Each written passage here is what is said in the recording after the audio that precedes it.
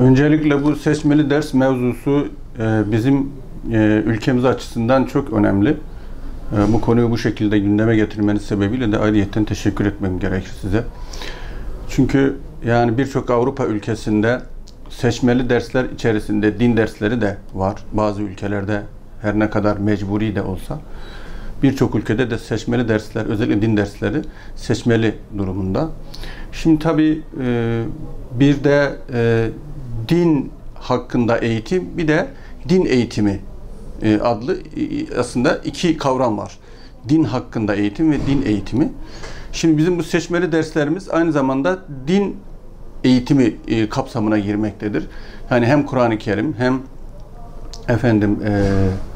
Efendimiz Aleyhisselatü Vesselam'ın hayatı hem de temel dini bilgiler bu kapsama girmektedir. Ama maalesef şunu gördük ki ülkemizde özellikle hem ortaokul hem de liselerde seçmeli ders kavramı son derece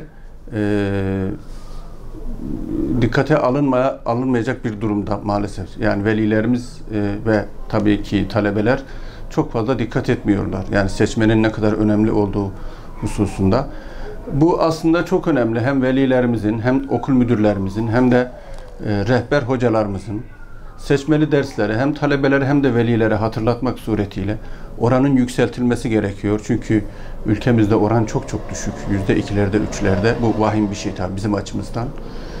Çünkü bu talebelerimize bizim hem geleceğe ait bir takım değerleri muhafaza etmek açısından, yani çağı yakalamak, çağı kuşatmak açısından hem de geçmişteki kadim değerlerimizin muhafaza edilmesi ve yaşatılması noktasında bu derslerin, seçmeli derslerin, yani Kur'an-ı Kerim, Efendimizin hayatı ve temel dini bilgilerin seçilmesi çok önem arz etmektedir. Şimdi ben bir şeye daha dikkat çekmek istiyorum. Aslında başka ülkede bunun örneği var mı ben bilmiyorum ama eğitim biliyorsunuz dersin verilmesi üzerine bina edilmiştir. Yani verilmemesi üzerine değil, verilmesi üzerine bina edilmiştir.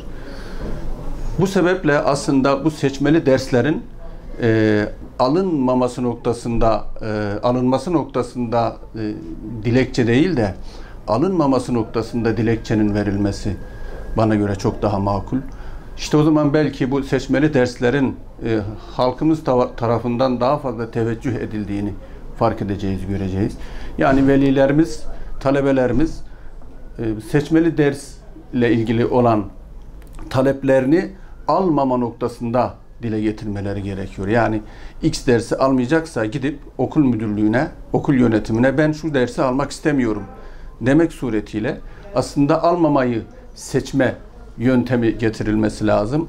Bence bu şekliyle olursa özellikle bu dini derslerin, Kur'an-ı Kerim, Efendimizin hayatı ve temel dini bilgilerin seçilme oranının çok daha fazla olacağını düşünüyorum.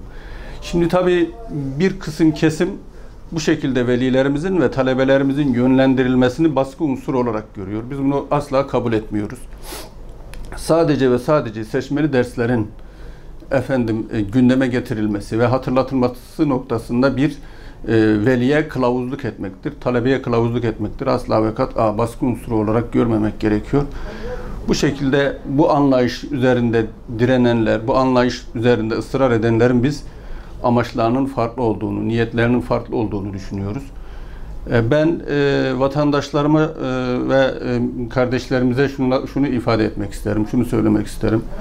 Seçmeli dersleri en az diğer mecburi dersler gibi önemsemek gerekiyor. Çocuğumuzun, talebelerimizin hem geçmişini muhafaza etmek açısından hem de çağı yakalamak ve çağa kendimizi ifade etmek açısından, değerlerimizin muhafazası açısından, yeni bir medeniyet projesi inşa edebilecek nesillerimizin yetişmesi açısından bu derslerin mecburi dersler kadar en az önemsenmesini, dikkate alınmasını, tercih edilmesini ve talep edilmesini istiyoruz, tavsiye ediyoruz.